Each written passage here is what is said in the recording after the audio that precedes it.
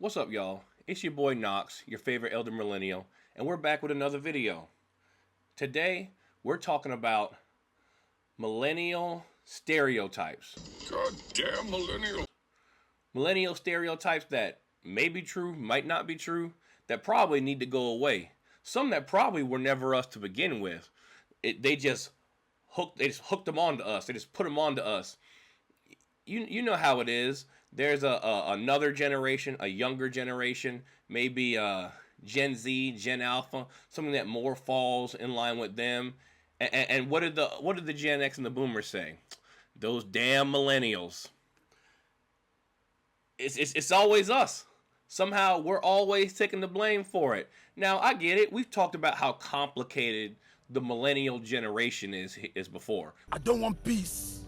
I want problems always. We've talked about it here on the channel, how complicated the millennial generation is.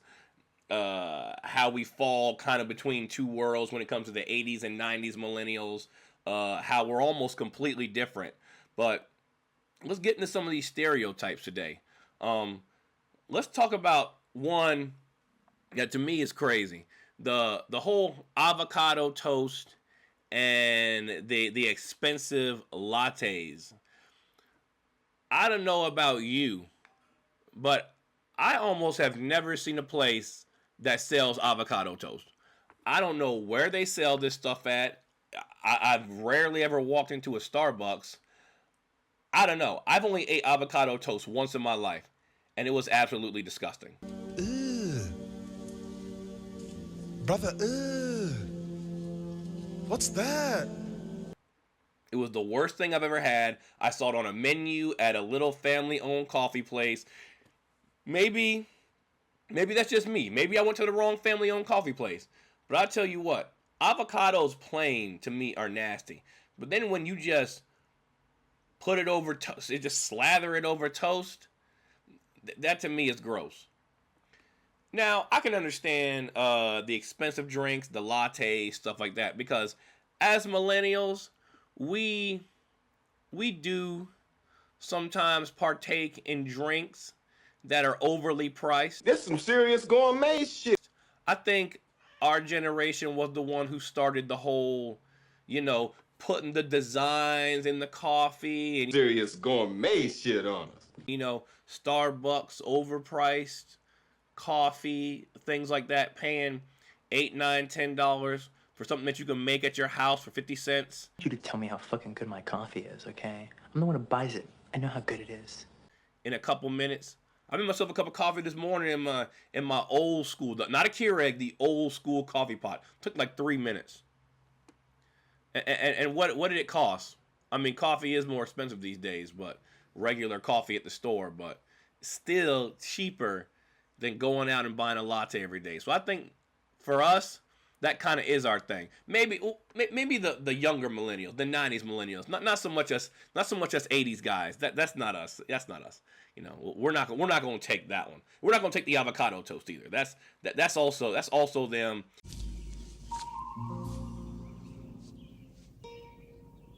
What the fuck is this piece of shit? Maybe Gen Z. The avocado toast thing is nuts. Because one, that's just gross. And I want to hear from y'all. Do y'all eat avocado toast? Is this a thing you eat on the regular? I mean, I guess avocados are healthy for you, but I just don't see the appeal. Let me know if there's a place where you can get some good avocado toast, and maybe I will partake for a second round and see if my mind can be changed about this whole avocado toast thing. But I'm still never paying $10 for a coffee. Let's get into this whole being screen obsessed. Apparently, that's another millennial stereotype, is that millennials are screen obsessed.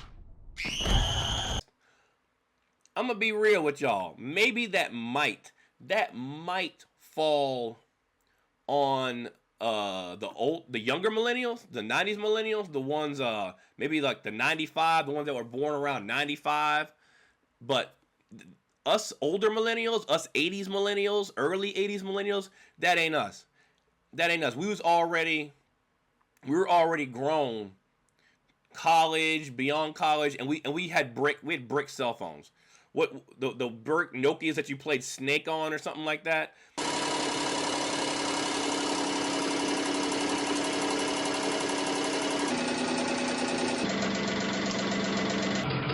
If we were screen obsessed, it was television and video games.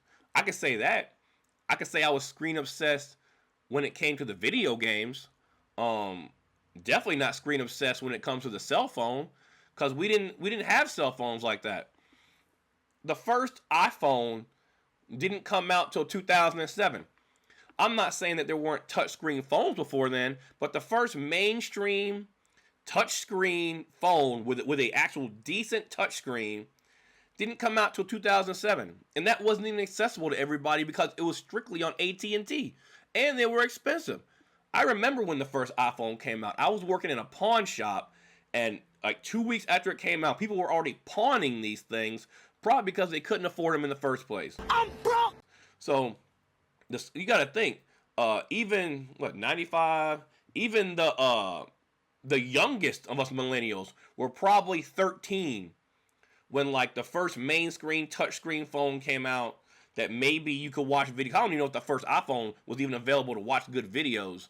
So I don't think that's a trait that actually belongs to millennials. Definitely not us older millennials. That definitely ain't us. I think that's more of a Gen Z trait that then fell on us millennials somehow, because people just love throwing millennials out there. We're getting misgenerationalized out here, and they threw the whole screen time on us. If we were doing screen time, it was strictly video games. That's it. We ain't had the cell phones like that. Tablets weren't big like that. So I don't even think that's us. I don't think that the whole screen time thing is our thing. It's Gen Z, Gen Alpha, all them moving forward. That's them. People love throwing around how millennials are lazy and entitled, and like we're the generation of the participation trophy. Well, I didn't know they made 9th place ribbons. Oh, Jack, they got them all the way up to 10th place. I'm going to be real with y'all. That's not us either. And if we're entitled and lazy, who raised us? Who raised us if we're entitled? If boomers and older Gen X are saying that millennials are entitled and lazy, y'all are the ones who raised us to be that way. Y'all raised us to be entitled, to be lazy. The participation trophy era generation. Not about winning or losing. It's about passion. But I don't even believe in that, because me and all my siblings are all millennials. I'm the oldest. I'm older millennial. I have a sister that's like 5 years younger than me. I have another brother and sister who are 90s millennials. I don't think any of us ever got a participation trophy. Any of us. We span almost the whole millennial generation. I got like one trophy in my whole life. My sister was very good at softball. She earned all her trophies. She had a whole room full of trophies. And the other two, they have trophies here and there, but I don't think any trophies were given to us. Like I said, we span the whole millennial generation, and no trophies were out here just being handed out. We had to earn all the trophies we got. Now, I'm not saying we're not raising the generation that's getting participation trophies. That could definitely be true, that we're raising the younger Gen Z and Gen Alphas and yada, yada, yada that are getting participation trophies, but we weren't the ones getting them ourselves. And like I said, if we're entitled and lazy, a lot of us are out here working. Most of us are out here working. If we're entitled and lazy, then that sounds like it's your fault. That sounds like you raised boomers, older Gen Xers. That sounds like y'all raised lazy kids. You're just a jealous, lazy bum. Y'all raised lazy, entitled kids. You're just entitled.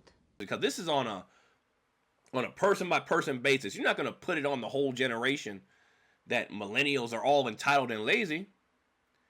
Y'all made us that way.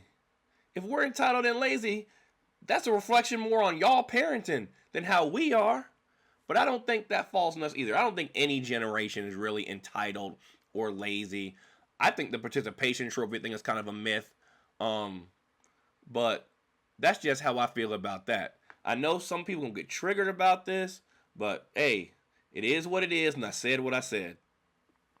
Another one, that millennials are nostalgia driven. Especially us older guys, us older millennials, they say we're nostalgia driven. I wish there was a way to know you're in the good old days before you've actually left them.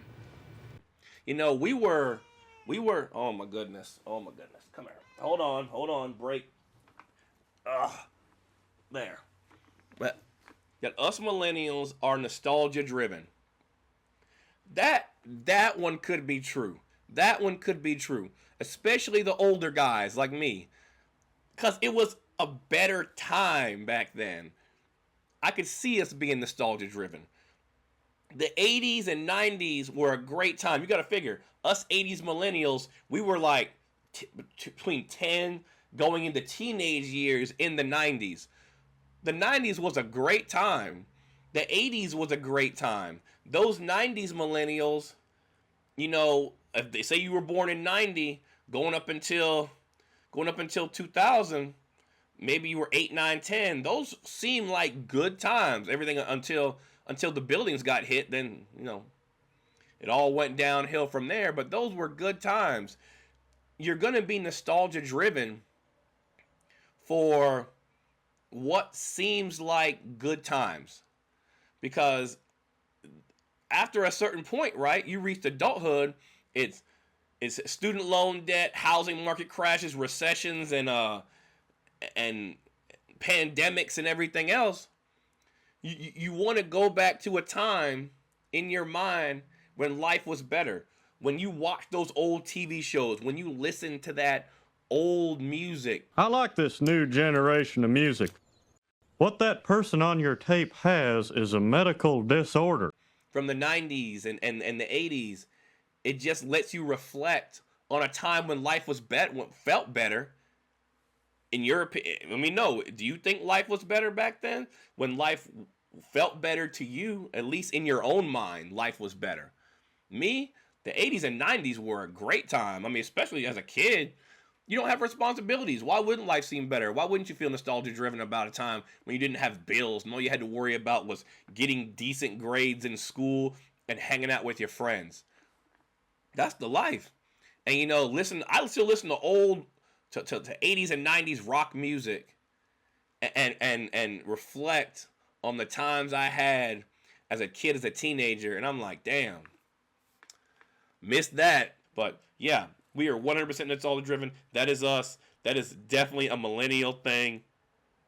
And even the younger generations hate us for it. They're like, y'all always talking about the 90s. Y'all always talking about the 80s. Yeah, because that was peak. That was peak life. And you can't tell me any differently. Listen to me right now. Just thinking about the good old days. But anyways, that's 100% us. Another thing, and the last one. Avoiding adulthood. Apparently, that's supposed to be us. I don't think us millennials are avoiding adulthood. I just think being an adult has become terrible.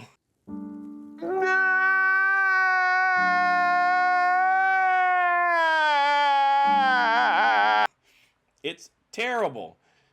Things are too expensive. When I was younger, when I was a teenager, I told myself I wanted to grow up and have like 9 kids. I'm the oldest of 4. I wanted to have a big family. I can't afford 9 kids no more. Back in the day, you could. Back in the day, my mom and dad worked regular jobs and had 4 of us. I could barely afford the 2. I could barely afford 2. And back in the day, I wanted 9. Everything's more expensive. Yeah, we're putting off adulthood. We can't. They're talking about millennials aren't buying houses. We can't afford them.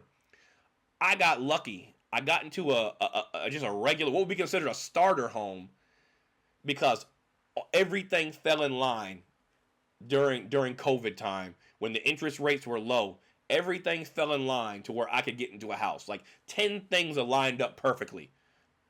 And I'm never moving. I'm never leaving. I'm not going to be able to afford to. Don't forget, You're here forever. The houses in my area, the houses next door to me, the house across the street sold for like over double what I paid for this one. I can't ever move, and that's fine. I'm not complaining about it. But then other people are like, millennials are putting off adulthood, like the typical adult things. Get married, buy a house, have kids. Can't afford it. Can't afford houses. Can't afford kids. Why would we get married if we don't plan on having a house or kids? I mean, marriage is different, you know. It's love between two people. But like I said, those goals are set, right? You want to get married, have kids, have a house, maybe not in that order. It's 2026, whatever.